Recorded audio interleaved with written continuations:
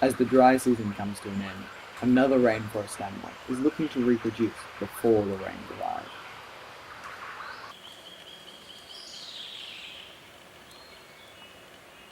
What might look like a mess of sticks and twigs to you or I is actually a delicate structure.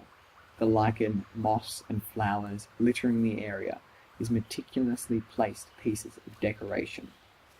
The architect of this structure is a male gone bowerbird.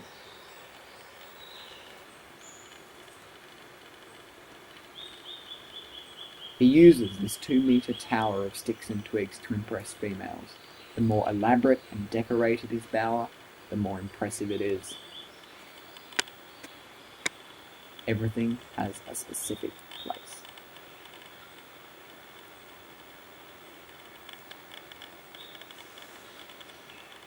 Everything must be perfect.